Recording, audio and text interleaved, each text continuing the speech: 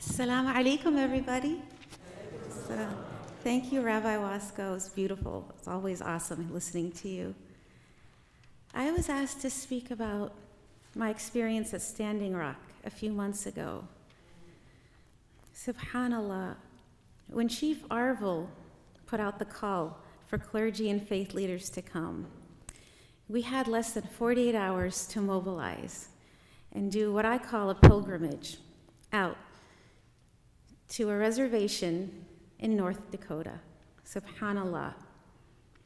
I never imagined that that pilgrimage would reconnect me with my roots as an American Muslim, as an Iraqi, and as a person from the Shia tradition.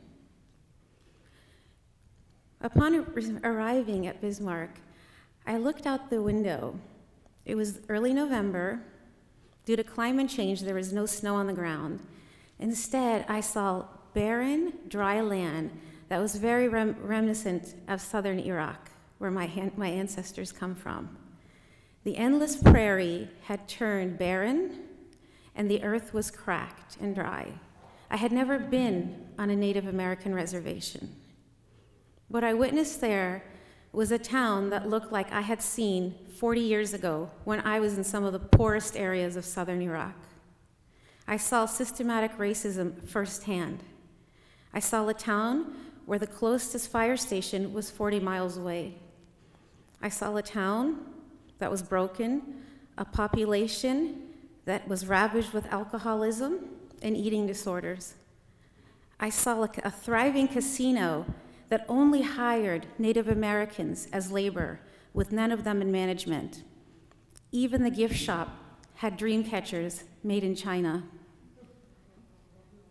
As I was sitting there at St. Joe's with the other faith leaders from around the country, ironically, I was in charge of making ham sandwiches for the next day.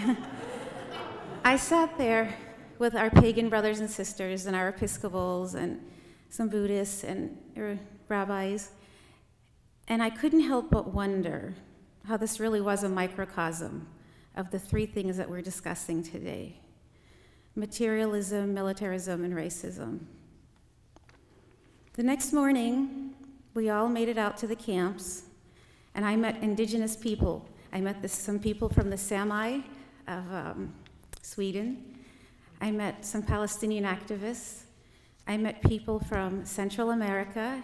I saw the flags of indigenous tribes from around 300 nations around the United States. Oh. But what was amazing to me as we all marched, actually as we all sat there in the beginning, ooh, am I doing something wrong? It's a test. Oh, a test, okay. Ooh.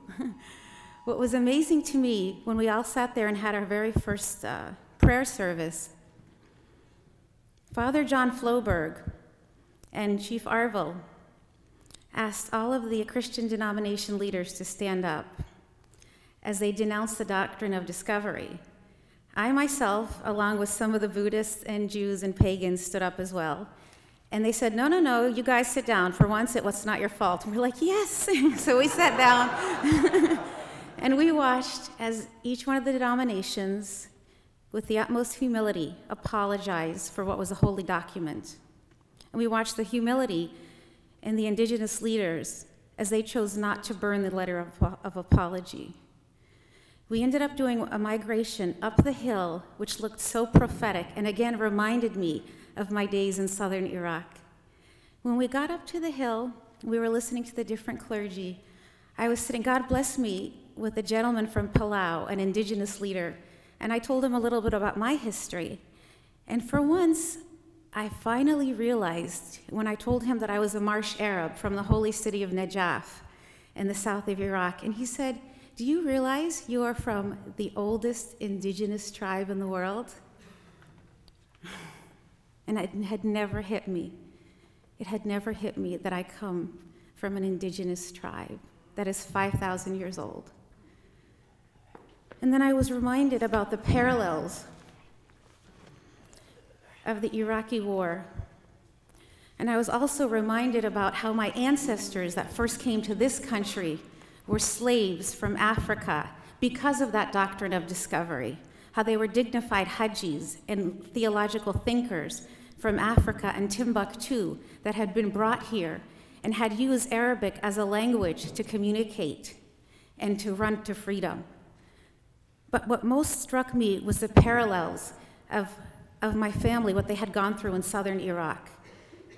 Right in the marshlands where God created Adam and Eve in the Garden of Eden from that dust and that water and breathed life into them and say, be. Gas pipelines and oil pipelines were used as weapons of torture. Saddam, in order to persecute the Shia in 1992, diverted the water of the Tigris by damming the Euphrates and used that as a form of torture, as the world watched.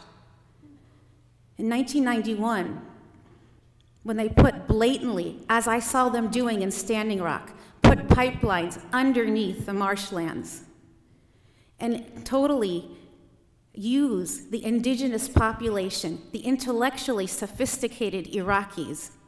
Not only did they have to see their libraries, their 1,000-year-old libraries, bombed and watch the fires approaching as towns completely tried to collect the books that were burning.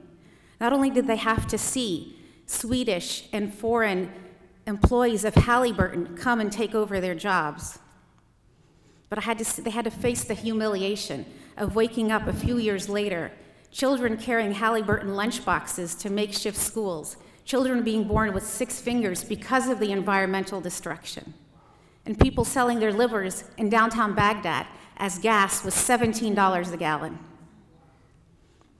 And I did not want that to happen in Standing Rock.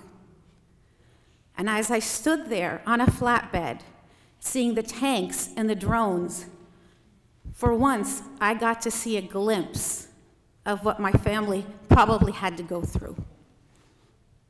And I realized how we were all connected.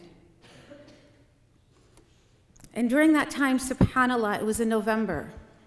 It was the holy month of Muharram in the Shia tradition.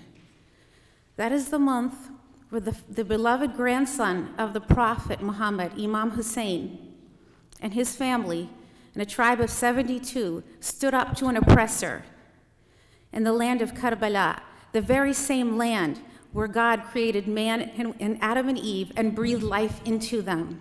That is now destroyed. That is now the cause of starvation and hunger, 40 miles away from Babylon. 40 miles away from Babylon. It was during that month that Imam Hussein and his family succumbed to the violence of an oppressor and started the ultimate nonviolent resistant movement. And it is often quoted by several leaders around the world, in particular Gandhi, who said, if I had an army of 72 people, I would have liberated India within 24 hours, like Imam Hussein did. Nelson Mandela, as he was just about to succumb to the South African army and be released from prison, he remembered the words of Imam Hussein. Imam Hussein, the grandson, who had the same smile as our beloved prophet. And today, this weekend, we remember Dr. Martin Luther King, a Baptist preacher who learned from a Hindu, who learned from the grandson of a beloved prophet, who learned from our previous prophets, who were the ultimate nonviolent resistors and community organizers. We are all indeed connected. And I thank you all for coming here and for your tenacity in environmental justice. For at the end of the day, it is those three. It is our ego and greed, it is materialism that goes to militarism that does ultimately result in racism. And may Allah guide us in our quest for justice, inshallah. Assalamu alaikum.